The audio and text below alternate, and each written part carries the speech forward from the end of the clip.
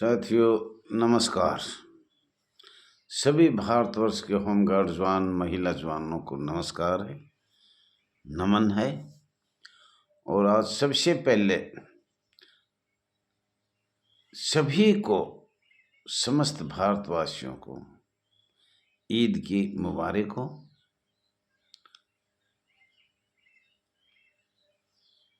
आपका बहुत बहुत शुक्रिया है, धन्यवाद है। कोई भी त्यौहार हमारा आता है तो एक प्रेम की कहानी लेकर आता है और उस प्रेम के आधार को समझना चाहिए, न कि घृणा करना चाहिए। तो ये सब बात आप खूब अच्छी तरह समझ रहे हो। तो आपसे यही कहना चाह रहा हूँ, कोई भी त्यौहार हो, ईद हो, रामनवमी हो या कोई भी हो, उनकी एक आस्था है कोई भी, तो उसके आधार को समझना चाहिए। तो आप सभी को ईद की मुबारक है। ये आपका अपना channel RS Dahiya x home guard में स्वागत है। साथियों, समस्या तो हमारे पास बहुत है, और लेकिन मेन समस्या तो यही है जो हम चाहते हैं। सबसे पहले जो समशयोग शब्द है, ये संस्था से बिल्कुल समाप्त किया जाए, संशोधन किया जाए और बॉम्बे एक्ट 1947 पे संशोधन किया जाए। निकाले हुए जो पूर्व में निकाल दिए होमगार्ड, आज लाखों बहन बेटियां घूम रही है, रोड पे है, तो उनको बिना शर्त 60 साल तक बहाल किया जाए। सबसे अहम, all India home guard welfare association register number 34,987 के वरिष्ठ अधिकारियों का ये दो बात तो अहम है। तीसरी है, पूरे भारतवर्ष में जैसे कि हमारे माननीय गृह मंत्रालय का कंट्रोल है, इसी तरह पूरे भारत में एक नियम होना चाहिए। ये दोहरी नीति नहीं होनी चाहिए। जब हमारे ऊपर माननीय गृह मंत्रालय सरकार के अधीन हम कार्य कर रहे हैं, संघ द्वारा कार्य कर रहे हैं, तो नियम भी एक होना चाहिए। उसके बाद 1966 का हमें पता है, वेतन के बारे में, EPF फंड के बारे में, जब रिटायरमेंट होता तो आर्थिक सहायता के बारे में, और ड्रेस के, वर्दी के जो नगद पेमेंट किया जा रहा है वो, ये एक सब छोटी छोटी बात है। लेकिन ये भी हमारे 76 साल से आज तक लागू नहीं किया गया है। और हम तो ये चाहते हैं कि जब आपने बता दिया सब संघ, भारत एक संघ देश है, संघ में सब बल है और हम भी एक गृह रक्षक बल है। कोई सुरक्षा, औद्योगिक सुरक्षा बल है, कोई पुलिस बल है, कोई और सीमा बल है। तो इन बलों में एक बल हिंदुस्तान में गृह रक्षक बल भी है। तो साथियों, वैसे तो हम आपको ये बताना चाह रहे हैं, अब ये भारत सरकार, राज्य सरकार का ही वो है। जैसे कि आप थोड़ा ध्यान दीजिए, अगर राज्य सरकार के नीचे विधानसभा में गृह रक्षक कार्य करते थे, लेकिन माननीय केंद्रीय मंत्रिमंडल के अनुसार माननीय गृह मंत्रालय ने 1959 में मीटिंग करी और सभी सचिव बुलाया और अपने अंडर इस संस्था को ले लिया। और संस्था भी BSF हो, औद्योगिक रक्षा बल हो, केंद्रीय हो, कोई भी हो बल, वो सब माननीय गृह मंत्रालय के अंडर में है, अधीन है। तो हम जब 1959 में माननीय गृह मंत्रालय के अधीन हो गए, तो अब हमें भी वही तो सुविधा मिले जो भारत सरकार के माननीय गृह मंत्रालय के अधीन हो गए। तो हमें ये न्यारा टुकड़े टुकड़े कैसे बना दिया, हर स्टेट में अलग अलग कानून है, वो है, ये है। तो हम भी ये चाहते हैं कि भाई माननीय गृह मंत्रालय, भारत सरकार, हमें भी सभी वही सुविधा दिया जाए जो एक सुरक्षा बलों को दिया जाता है। हम भी गृह रक्षक बल हैं और हमें सिर्फ अंग्रेजों ने बहुत पुराने कानून अंतर्राष्ट्रीय लगाए, CRPC 1973 लगाया, संविधा अधिनियम 1972 लगाया। तो ये सब हम एक बताएंगे कभी ना कभी। और फिर 1959 में चलो माननीय गृह मंत्रालय का वो हो गया, कोई बात नहीं, बहुत अच्छी बात है। तो हम 1950 से 15 साल के लिए हमें बनाया गया था, नागरिक सुरक्षा अधिनियम 15 साल के लिए थी।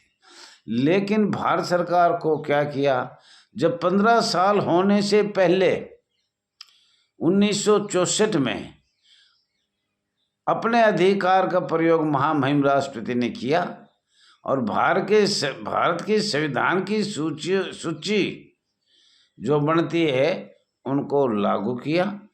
अनुच्छेद 240, 240(1) और 1965 में जब हमारा बार बार चर्चा 1965 वो अंडमान निकोबार केंद्र शासित प्रदेश था। जब भारत सरकार ने ये सोचा कि हम पहले सबसे पहले प्रदेश का तो कानून लेके गृह मंत्रालय मालिक हो गया, अधीन हो गए हम, और अब केंद्र शासित कहाँ, अंडमान निकोबार में, तो वहाँ अनुसूची सबसे पहले लागू किया गया। और लागू करने के बाद केंद्र सरकार, भाई सरकार तो सरकार ही है, 1965 में वहाँ होमगार्ड अधिनियम एक्ट और अनुसूची लगा दिया गया। अब वहाँ लग गया तो 2 स्टेटों में या 2 केंद्र शासित प्रदेशों में होना जरूरी था। ये ध्यान रखो हमेशा, कोई भी संस्था। तो ये तो बहुत लंबी प्रोग्राम है, पर आपको कभी न कभी धीमी धीमी से बताए। अब दूसरा उन्होंने क्या किया, गोवा केंद्र शासित प्रदेश था, तो एक में तो ये आ गया, दूसरे में केंद्र शासित प्रदेश गोवा में 1966 में ब्रांच खोल दिया गोवा में। अब 2 केंद्र शासित प्रदेश होगा तो वे सारे नियम, सारे अधिनियम, सारे कानून, एक्ट, अनुसूची दिल्ली होमगार्ड पे लगा दिया। ये है आपका मॉडल होमगार्ड बिल 1965। और सारी बीमारी इसी में आई है, छोटी छोटी करते करते करते और सब बीमारी इसी में आ गई। तो साथियों, ये हम आपको बताना चाह रहे हैं, ऐसा कुछ नहीं है, ये बार बार हम बात इसीलिए बता रहे हैं, बताना तो हम सब कुछ चाह रहे थे। 1900 अब 2 स्टेटों में केंद्र के लग गए तो दिल्ली आ गया तो दिल्ली का कानून पूरे भारत में लागू किया जाएगा, पूरे भारत में। तो माननीय गृह मंत्रालय जी, अमित शाह जी, ये तो सब हमने पढ़ लिया और आपको भी पढ़ लिया। वे 2 स्टेट जुड़ के इनको जैसे भी स्वयंसेवक बनाया, ये संस्था खत्म करी गई आज तक 76 साल में। लेकिन हम इतने पढ़े लिखे होते तो आज हम भी कहीं बैठते। हम तो अपना डंडा लेके चौकीदारा किया है, सेफ्टी बनाई है, सिक्योरिटी दिया है, सोशल सिक्योरिटी में कार्य किया है। ये सब याद हमारे हो, लेकिन कुछ कुछ याद है तो हम बता देते हैं। और इतने पढ़े लिखे होते तो क्या हम गृह रक्षक बल में ही जाते थे? और यहाँ इतनी भ्रष्टाचारी, वो भी आगे की भी सुन लो। ऐसा बर्ताव माननीय गृह मंत्री अमित शाह जी, जो हमारे ऊपर पुलिस बैठा रखी है, पुलिस का अधिकार है, कानून बनाए तो पुलिस, हटाए तो पुलिस, बंद करे तो पुलिस। और इसमें एक दिन ऐसा भी कानून था, वेतनिक बनाए 6 दिसंबर 1962 में। वो कानून कहाँ से आया? और उनमें अधिकारी जब बनाए सरकार ने तो सबसे ज़्यादा रिश्वत मोटी, और पुलिस जब बैठाई उनको देता था वही पक्के अधिकारी बने, और वही रूल है ना। हमारे जवान बहुत से पढ़े लिखे भी भर्ती थे, फिर नहीं बनाए। जो सबसे ज़्यादा इस महकमा में भ्रष्टाचारी करेगा, और ऊपर पहले होमगार्ड वेतनिक 1966 में बनाए गए, उससे पहले हमारे ऊपर पुलिस का कंट्रोल था। क्यों? रिश्वत कैसे ली जाएगी? सबसे बात तो कांग्रेस सरकार और अंग्रेजों सरकार में थी, फिर रिश्वत कैसे लिया जाएगा? तो ये होमगार्ड के अधिकारी कैसे चुने गए? पुलिस तो हमारे ऊपर बैठा है, कंट्रोल करती है। चलो ठीक है, ये भी बात मान लिया। कानून बनाएगा, माननीय जो डीजी होमगार्ड है, माननीय डीजीपी पुलिस है, सब कानून बनाएगा, सरकार से भी बात करता है, उनको उल्टा सुल्टा पढ़ाता भी है, इनको कमज़ोर किया जाए, इनको बंधुआ मजदूर बनाया जाए, ये सब बात ठीक है। क्या कोई और भी ऐसा महकमा है जिसमें पुलिस कंट्रोलर हो पूरे भारत में? पूरे भारत में क्या कोई ऐसा महकमा है? नहीं। हमें तो अंग्रेजों की तर्ज पे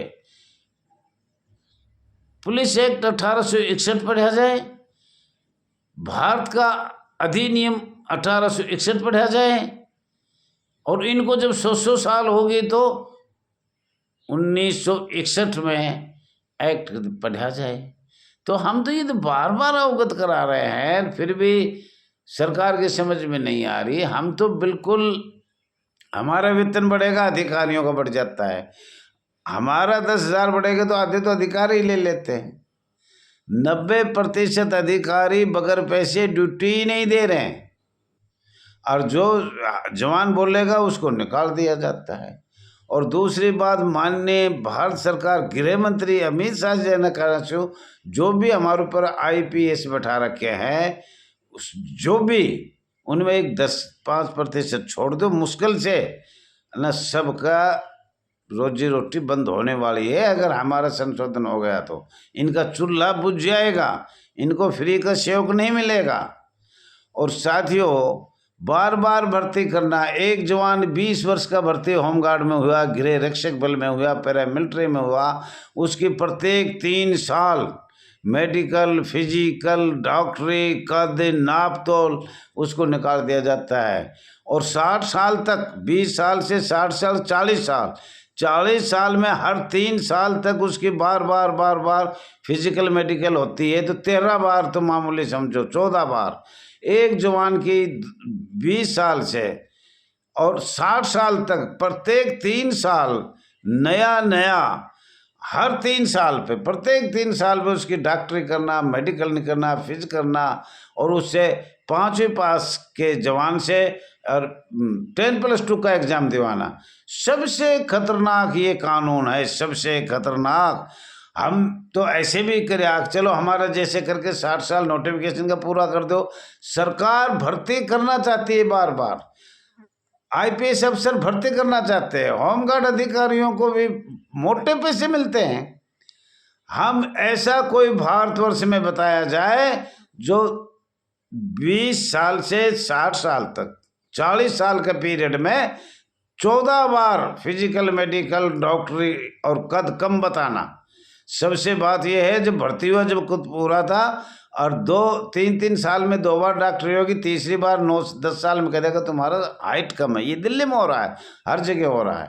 तो साथियों, ये बहुत भारी भ्रष्ट है, और सभी भाई एकता का परिचय दें, सब्सक्राइब करें, लाइक करें, शेयर करें, कमेंट करें। आप सब लोगों से हाथ जोड़ के एकता है। आपको ये राष्ट्रीय अध्यक्ष के चुनाव बहुत शीघ्र होने वाले हैं, सभी मिलके आइए। सभी बहन बेटी, 2 आया है, दिल्ली से एक महिला आई है, एक और भी आया है, तो ऐसे बहुत अच्छे लोग भी आ रहे हैं।